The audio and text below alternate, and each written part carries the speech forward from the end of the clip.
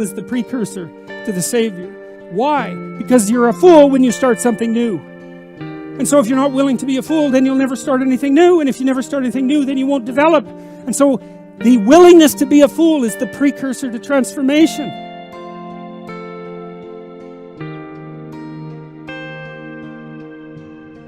When I talk to people about doing the future authoring program, they often put it off. And it's not surprising because it's hard. But it's more than that. They think, well, I don't know how to write. I'm going to do a bad job. I don't really like assignments. I'm going to have to do it perfectly. I need to wait till I have enough time. And like one of those is enough to stop you cold, and all 5 of them, you're just done. And so I tell people, do it haphazardly, a tiny bit at a time, and badly. Because you can do that. I tell my students when they're doing their thesis, master's thesis, write a really bad first draft. And then we have a little conversation about that, because they don't think I mean that. Because it sounds like a cliche in some sense. It's not a cliche. It's not a cliche at all. It means you're a terrible writer. But if someone put a gun to your head and said, you have to have your 100-page thesis done by next Monday, or I'll shoot you. But I don't care how terrible it is. You would sit down and write it. And the thing is, then you have it, right? Then you have something, and then you can fix it. You can iterate and fix it. That bad first draft, that's the most valuable thing. And so that's what you need. You need a bad first draft of yourself.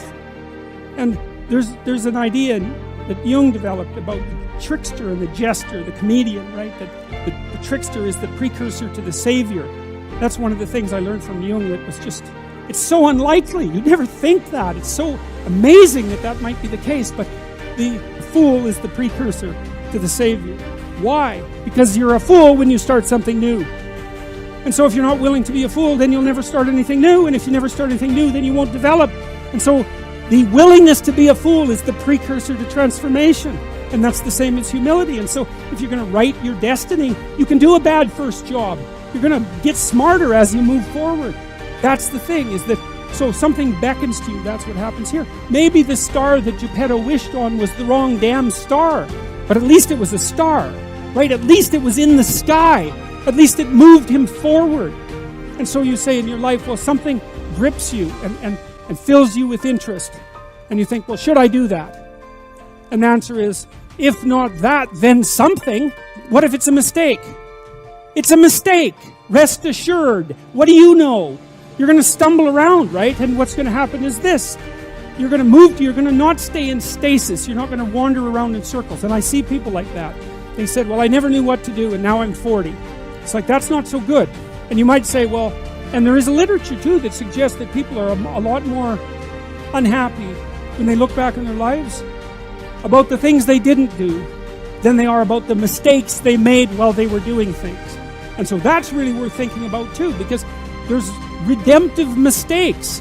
And a redemptive mistake would be a mistake that you make when you go out and try to do something. You know, you think, okay, I'm going to try to do this.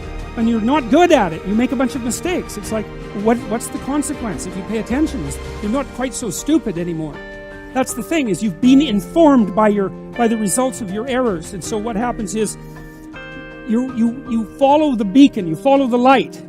And you're blind, so you don't know where the light is. It's dimly apprehended only, and you're afraid to follow it. But you decide to take some stumbling steps towards it. And as you take stumbling steps towards it, you become illuminated and enlightened and informed because of the nature of your experience, because you're pushing yourself beyond where you are, and you're going into the country that you have not yet been in, and you learn something. And so what happens then is the star moves. You move 10 feet towards it, you see it somewhere else, and you shift yourself slightly, and you move forward. And that's what happens, is that you continue as you change. The thing that guides you forward moves, right? It's like God in the desert in Egypt, the pillar of light that you're following. It's moving. It's not a permanent thing. You move towards it, it moves away, it guides you forward. And so you say, well, is what I'm aiming at paradise itself? And the answer to that is no, because what do you know? You couldn't see paradise if it was right in front of you, but you might get a glimmer of it. And so you move towards it and you grow. And then the next time you open your eyes, you see a little bit more clearly. And that's what happens, is that just happens over and over, right? It keeps moving. And so you move like this. But the thing that's so cool is that all those zigs and zags, you say, and each of those zags and zigs is a catastrophe. I hit a wall, my God, and then I had to die a little bit, and I barely got back up. It's a phoenix transformation at each turn, and it's painful. But the thing is that even though you've traveled 20 miles, let's say, on that road, and you've only moved 3 miles forward, you've moved 3 miles forward instead of falling backwards, because that's the thing too, is that if you